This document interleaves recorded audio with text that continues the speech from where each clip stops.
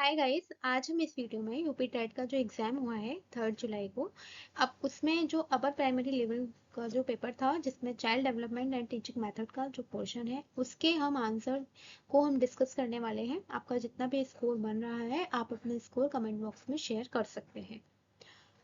तो सबसे पहले हम फर्स्ट क्वेश्चन की बात करते हैं। इसमें जो पहला क्वेश्चन है, आधुनिक शिक्षा में शिक्षण को सबसे अधिक अच्छी तरह रूप से अच्छी तरह इस रूप में समझा जा सकता है। तो किस रूप में समझा जा सकता है वो आपको बताना था।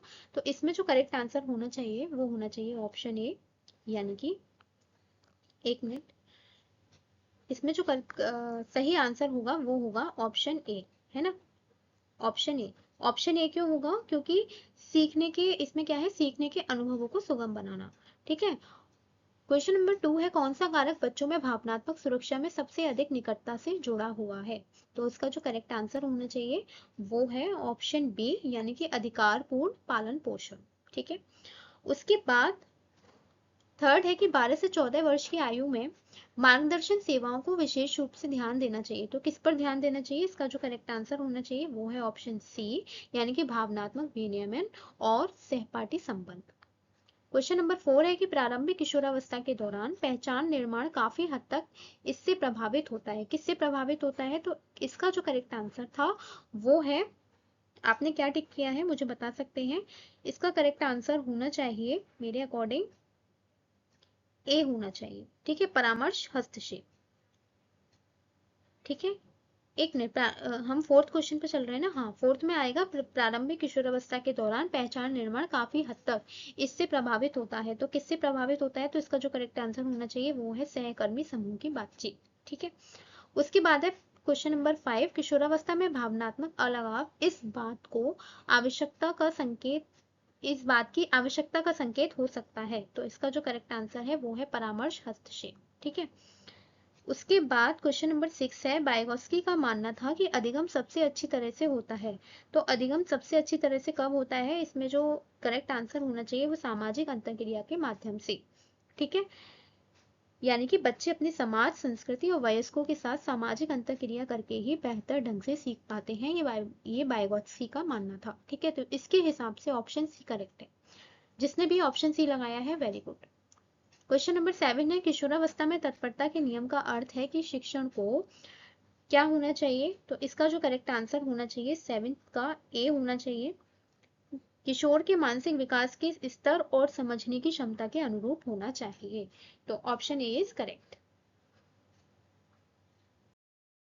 क्वेश्चन नंबर 8 है कि परीक्षा के दौरान, इसमें हम क्या टिक लगाएंगे? देखिए, परीक्षा के दौरान जब भावनाएं तर्क शक्ति पर हावी हो जाती हैं तो प्रभावित होने वाली प्रारंभिक संज्ञानात्मक प्रक्रिया वह होती है। तो क्या होती है वो आपको बताना था। इसका जो करेक्ट आंसर होना चाहिए वो आप लोगों ने क्या लगाया है मुझे कमेंट बॉक्स में जरूर बताइएगा।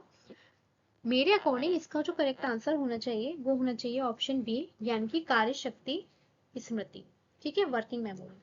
इसका जो करेक्ट आंसर बी होगा वो क्यों होगा?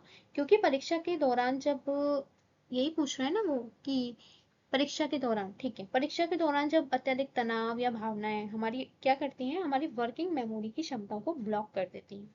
जिससे क्या होता है कि हमारी जो सीखी हुई चीजें को हम याद करने और हम सोचने में कठिनाई महसूस करते हैं। ये आपके साथ पेपर में होता होगा कि बहुत ज्यादा प्रेशर हमें फील होने लगता है, बहुत ज्यादा इमोशंस फील होने लगते हैं, जिसकी वजह से हमारी जो वर्किंग मेमोरी होती है, आप जब पेपर में कुछ याद करने की कोशिश करते होंगे तो बहुत ज्यादा दिमाग पर जोर देते होंगे और वो याद नहीं आ रहा होता होगा, और जैसे ही घर पे आते हैं तो वो चीज़ याद आ जाती है।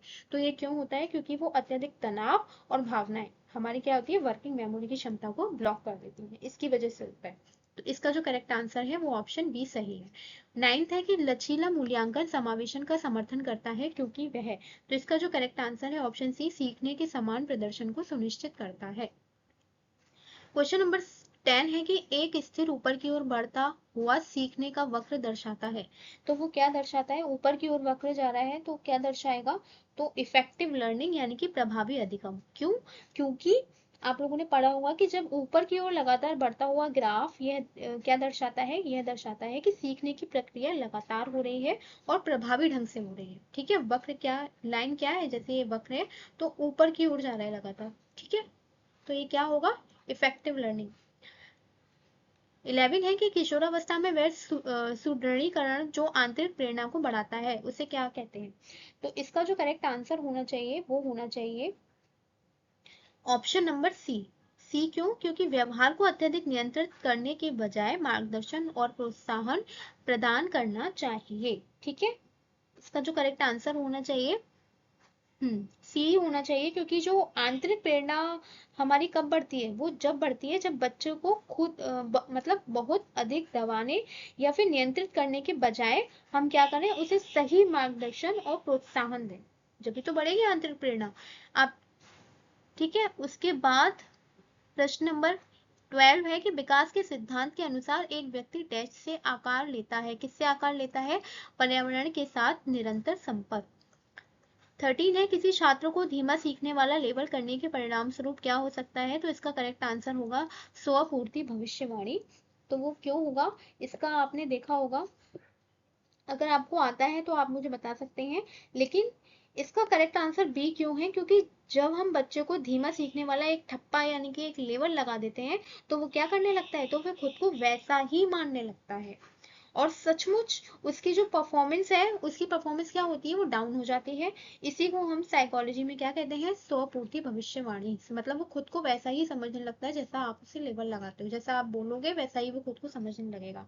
आपने क्या कह दिया कि ये धीमा सीखने वाला छात्र है, तो क्या लगा दिया हमने, लेबल लगा दिया, लेबल लगा दिया, जिसकी वजह से वह खुद को वैसे ही समझने लगा, यानी कि स्वपूर्ति भविष्यवाणी। 14 है किशोरावस्था 12 से 14 वर्ष के दौरान समावेशन को विशेष रूप से डैश का समर्थन करना चाहिए। तो क्या समर्थन करना चाहिए, इसका जो करेक्ट आंसर होगा वो पहचान निर्माण होगा। ठीक है, क्योंकि जो किशोरावस्था का सबसे मुख्य जो मनोवैज्ञानिक काम अपनी खुद की पहचान बनाना होता है। ठीक है, तो इसमें जो करेक्ट आंसर इसके अकॉर्डिंग तो ऑप्शन ए ही होना चाहिए। ठीक है, ऑप्शन ए। नेक्स्ट है 15। 15 में था, 15 नंबर प्रश्न है कि परामर्श के दौरान गोपनीयता सुनिश्चित करने वाला शिक्षक यह दर्शाता है। तो क्या दर्शाता है, तो इसका जो करेक्ट आंसर था वो था बी, पेशेवर नैतिकता। प्रश्न नंबर 16 है कि अधिगम अक्षमता वाले किशोरों को सबसे अधिक लाभ किससे होता है। तो किससे होता है, इसका ऑप्शन बी करेक्ट है, संरचित प्रतिक्रिया और रणनीति प्रशिक्षण। क्वेश्चन नंबर 17 है कि कक्षा शिक्षण में प्रभावी संचार का एक अच्छा उदाहरण निम्नलिखित में से कौन सा है। तो इसका जो करेक्ट आंसर होगा वो ऑप्शन नंबर बी होना चाहिए कि छात्रों की प्रतिक्रियाओं पर नजर रखना और शिक्षण विधि को समायोजित करना। 18 है कि भावनात्मक असुरक्षा का परिणाम डैश डैश हो सकता है। तो क्या हो सकता है वो आपको बताना था। तो 18 का जो करेक्ट आंसर है वो है बी, यानी कि कम एकाग्रता। 19 है किशोरावस्था से वैचारिक परिवर्तन के लिए की आवश्यकता होती है, किसकी आवश्यकता होती है। तो इसका जो करेक्ट आंसर होना चाहिए वो है ऑप्शन सी, पूर्व धारणा का खंडन। किशोरावस्था में क्या है, किशोरावस्था में वैचारिक परिवर्तन के लिए डैश की आवश्यकता होती है, तो पूर्व धारणा का खंडन। इसका मतलब ये हुआ कि वैचारिक परिवर्तन यानी कि कॉन्सेप्चुअल चेंज, यानी कि पुरानी गलत धारणाओं को बदलकर नई वैज्ञानिक समझ बनाना व्यक्ति के अंदर। इसके लिए आपको क्या करना होगा कि इसके लिए पुरानी या गलत जो मान्यता है, उसके माइंड में जो गलत कॉन्सेप्ट है उसका खंडन होना जरूरी है, तभी वो नई चीजों को एक्सेप्ट कर पाएगा। ठीक है, तो इसलिए पूर्व धारणा का खंडन इसका करेक्ट आंसर होना चाहिए। 20 था कि किशोरावस्था में साथियों द्वारा मध्यस्थता से सीखना इसे बढ़ावा देता है। किसे बढ़ावा देता है, अगर वो साथियों द्वारा मध्यस्थता से सीख रहे हैं तो इसका जो करेक्ट आंसर होगा ऑप्शन डी होना चाहिए, पारस्परिक उत्तरदायित्व। यानी कि जब किशोर आपस में एक दूसरे की मदद से सीखते हैं तो उनमें क्या होता है, टीम वर्क और एक दूसरे के प्रति जिम्मेदारी की भावना भी बढ़ती है ना। तो इसीलिए इसका जो करेक्ट आंसर होना चाहिए वो ऑप्शन डी होना चाहिए।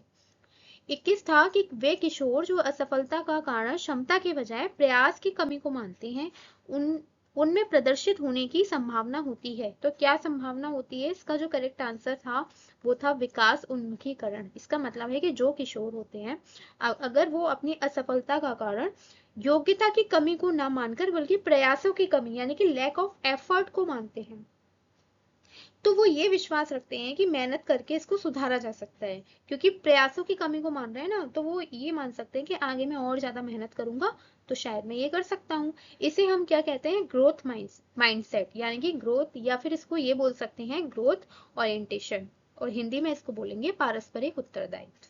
ठीक है, सॉरी, विकास उन्मुखीकरण, है ना। तो इसका जो करेक्ट आंसर होगा विकास उन्मुखीकरण। आप इसको इंग्लिश में भी देख सकते हैं ग्रोथ ओरिएंटेशन। ठीक है, इसके बाद हम 22 पे आते हैं। अत्यधिक प्रतिस्पर्धा कम कर सकती है, तो क्या कम कर सकती है, तो वो है आंतरिक प्रेरणा। ठीक है, इसका जो करेक्ट आंसर होना चाहिए वो ऑप्शन डी होना चाहिए। क्यों, क्योंकि किसी भी पाठ को शुरू करते समय, एक मिनट, सॉरी मैं कहाँ चली गई, ये वाला था ना 22 वाला, हाँ, अत्यधिक प्रतिस्पर्धा को कम कर सकती है, क्या है, आंतरिक प्रेरणा। क्यों है इसका सही आंसर ये, क्योंकि जब बहुत ज्यादा कंपैरिजन होने लगे, बहुत ज्यादा कंपटीशन होने लगता है, तो छात्रों के अंदर, यानी कि स्टूडेंट्स के अंदर दूसरों से आगे निकलने या फिर उनसे मिलने वाले इनाम मिलेगा, ये सब सोचने के बारे में वो लग जाते हैं। ठीक है, उसके लिए वो पढ़ने लगते हैं कि कोई इनाम मिलेगा या फिर हम दूसरों से आगे निकल जाएंगे, उनके अंदर ये भावना पैदा होने लगती है, जिससे उनकी खुद की सीखने की जो आंतरिक रुचि होती है ना, वो खत्म हो जाती है। इसीलिए इसका जो करेक्ट आंसर होना चाहिए वो ऑप्शन डी होना चाहिए। अगर ज्यादा ही कंपटीशन होगा तो उनके अंदर जो आंतरिक प्रेरणा होगी वो खत्म हो जाएगी। ठीक है, 23 क्या है, शिक्षण सत्र में परिचयात्मक चरण का मुख्य उद्देश्य निम्नलिखित होता है। तो क्या होता है, इसका जो करेक्ट आंसर होना चाहिए वो है पिछली जानकारी को नई सामग्री से जोड़ना। क्योंकि किसी भी पाठ को जब हम शुरू करते हैं तो उसको हम सबसे पहले कहाँ से शुरू करते हैं, इंट्रोडक्शन स्टेज से। उसका क्या उद्देश्य होता है कि बच्चों की जो प्रीवियस नॉलेज है उसको हम देखते हैं, उसको हम जानने की कोशिश करते हैं, और उसकी प्रीवियस नॉलेज से ही हम अपने नए टॉपिक को जोड़ते हैं, ताकि क्या हो, ताकि स्टूडेंट्स अच्छे से उस टॉपिक को समझ सके, सीख सके। तो इसका जो करेक्ट आंसर होना चाहिए वो ऑप्शन ए। ठीक है, उसके बाद 24 है, एक उच्च क्षमता वाला छात्र है, टाल मटोल के कारण बार बार कार्य समय पर पूरा करने में असफल रहता है। यह सबसे अधिक संभावना किस में कठिनाई को दर्शाता है। इसका जो करेक्ट आंसर होना चाहिए वो है आत्म नियमन में कठिनाई। क्यों, क्योंकि अगर हम बार बार टाल मटोल करेंगे तो मतलब टाल मटोल के कारण क्या होगा, बुद्धि की कमी के कारण नहीं होता है, बल्कि अपनी भावनाओं और समय और व्यवहार को सही ढंग से मैनेज ना कर पाने के कारण की वजह से होता है। ठीक है, क्वेश्चन को ध्यान से पढ़िए कि उच्च क्षमता, उसकी क्षमता तो उच्च है, लेकिन टाल मटोल हो रही है, टाल मटोल के कारण बार बार वो क्या कर रहा है, कार्य समय पर पूरा करने में असफल हो रहा है। यह सबसे अधिक संभावना किसमें कठिनाई को दर्शाता है, तो आत्मनियमन, यानी कि वो सेल्फ रेगुलेशन डिफिकल्टी आएगी उसको। ठीक है, अगर बार बार टाल मटोल करेंगे तो क्या होगा, वे अपनी भावनाओं और समय और व्यवहार को सही ढंग से मैनेज नहीं कर पाएगा। ठीक है, तो ये किस में कमी आ रही है, सेल्फ रेगुलेशन में, वो खुद को मैनेज नहीं कर पा रहा, क्या, अपनी भावनाओं को, अपने टाइम को, अपने बिहेवियर को। तो इसीलिए आत्मनियमन में कठिनाई इसका करेक्ट आंसर है। 25 देखिए, मध्यम स्तर की भावनात्मक उत्तेजना सुधारती है, क्या सुधारती है, इसका जो करेक्ट आंसर होना चाहिए ऑप्शन सी, यानी कि सीखने के प्रदर्शन। देखिए, इसका जो करेक्ट आंसर है ऑप्शन सी होना चाहिए, लर्निंग परफॉर्मेंस। उसके बाद है 20 सुदृढ़ीकरण अनुसूचियां इसको प्रभावित करती हैं, किसको प्रभावित करती हैं, तो इसका जो करेक्ट आंसर होना चाहिए वो होना चाहिए प्रतिक्रिया की गति और दृढ़ता। यानी कि अगर हम इसमें इसमें जो अगर हम बात करें री, तो इसमें एक थ्योरी थी स्किनर की, आपको याद होगी, स्किनर की जो इसमें ना थ्योरी थी, और उन्होंने क्या बताए थे, री शेड्यूल्स बताए थे, कुछ जैसे फिक्स या वेरिएबल, है ना, जो ये तय करते थे कि कोई व्यवहार कितनी तेजी से सीखा जाएगा, और उसको अगर हम सुदृढ़ीकरण रुकने के बाद भी वह व्यवहार कितने समय तक बना रहेगा।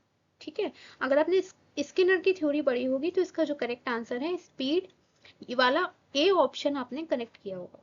ठीक है, 27 था कि एक छात्र चरों के बीच के संबंधों की कल्पना करने के बाद अचानक भौतिकी की एक अवधारणा को समझ जाता है।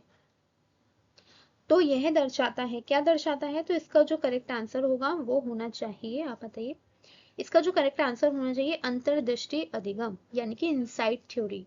इसका करेक्ट आंसर क्यों हुआ, क्योंकि जब किसी समस्या या चरों के बीच हम संबंधों को अचानक अचानक वर्ड आ गया ना, अचानक समझने से कोई कॉन्सेप्ट एकदम से क्लियर हो जाता है, तो इसे हम कोहलर का सूझ का सिद्धांत कहते हैं। ठीक है, तो कोहलर ने जो सूझ का सिद्धांत दिया था, उसी में से ये क्वेश्चन बनाया गया है। ठीक है, के बाद अचानक ये देखिए अचानक वर्ड यूज हुआ है ना, अचानक भौतिकी की एक अवधारणा को समझ जाता है। ठीक है, तो इसका जो करेक्ट आंसर होगा वो होगा ऑप्शन डी। 28 है कि एक किशोर द्वारा परिकल्पना परीक्षण के माध्यम से वैज्ञानिक समस्या का समाधान करना ये दर्शाता है, क्या दर्शाता है? तो इसका जो करेक्ट आंसर है, आप लोगों ने लगा लिया होगा, तो इसका जो करेक्ट आंसर है परिकल्पना निगमनात्मक तर्क। ठीक है, यानी कि ये जो प्रश्न बना है वो जीन पियाजे की थ्योरी से बना है। ठीक है, जीन पियाजे की कौन सी स्टेज में ये बच्चा करना शुरू कर देता है परिकल्पना परीक्षण के माध्यम से वैज्ञानिक समस्या का समाधान करना? तो ये जो स्टेज थी वो कौन सी स्टेज थी? फॉर्मल ऑपरेशनल स्टेज, है ना, औपचारिक संक्रियात्मक अवस्था। ठीक है, उसमें क्या होता है कि बच्चे वैज्ञानिक ढंग से सोचने लगते हैं, और जहां वे पहले परिकल्पना बनाते हैं और फिर उसका परीक्षण करके समस्या का समाधान ढूंढते हैं, तो इसीलिए ऑप्शन ए करेक्ट होगा। ठीक है, उसके बाद 29 है प्रभाव का नियम कक्षा में विशेष रूप से उपयोगी है। तो प्रभाव का नियम कक्षा में विशेष रूप से उपयोगी है, इसका जो करेक्ट आंसर है व्यवहार प्रबंधन, यानी कि बिहेवियर मैनेजमेंट। क्यों? क्योंकि ये प्रभाव का नियम किसने दिया था? प्रभाव का नियम आपको याद होगा, ये प्रभाव का नियम दिया था थॉर्नडाइक ने, है ना। थॉर्नडाइक ने ये प्रभाव का नियम जब दिया था, तो इसको हम इंग्लिश में क्या बोलते हैं? Law of effect. वो क्या कहता है कि जिस व्यवहार के सुखद परिणाम मिलते हैं, यानी कि जिस व्यवहार के बाद हमें पुरस्कार मिलते हैं, तो छात्र क्या करता है? उसे बार बार दोहराता है। इसका उपयोग हम अपनी कक्षा में बच्चों के व्यवहार को सुधारने के लिए और उन्हें अनुशासित करने के लिए भी कर सकते हैं। ठीक है, तो ये प्रभाव का नियम कक्षा में विशेष रूप से उपयोगी है व्यवहार प्रबंधन के लिए। ठीक है, बिहेवियर मैनेजमेंट के लिए हम इस नियम का उपयोग कर सकते हैं। उसके बाद है 30, किशोरों के लिए एक अच्छे सूत्रधार को चाहिए, क्या चाहिए? तो इसका जो करेक्ट आंसर होगा, इसका जो करेक्ट आंसर होना चाहिए ऑप्शन सी, स्वतंत्र सोच को प्रोत्साहित करना। क्योंकि एक अच्छा सुगमकर्ता यानी कि फैसिलिटेटर होगा, वो किशोरों पर अपने विचार को थोपेगा तो बिल्कुल भी नहीं कि हावी हो जाएगा एकदम से, वो तो नहीं करेगा, या फिर उन्हें नियंत्रित नहीं करेगा, कंट्रोल नहीं करेगा, बल्कि क्या करेगा? उन्हें सजा भी नहीं देगा कि बातचीत से बचेगा, ये तो नेगेटिव आंसर है, ये तो होंगी नहीं, बल्कि वो क्या करेगा? उनमें खुद से सोचने, सवाल उठाने और स्वतंत्र रूप से निर्णय लेने की क्षमता को विकसित करेगा। ठीक है, तो इसमें जो ऑप्शन सी करेक्ट होना चाहिए, एनकरेज इंडिपेंडेंट थिंकिंग। अगर वो अच्छा सुगम करता है, गुड फैसिलिटेटर है, तो उसका ये ऑप्शन, उसके लिए ये ऑप्शन सही है। तो इस तरीके से आज का पेपर हमने सॉल्व कर लिया। आपका कितना स्कोर है वो मुझे कमेंट बॉक्स में जरूर बताएंगे। Thank you for watching this video.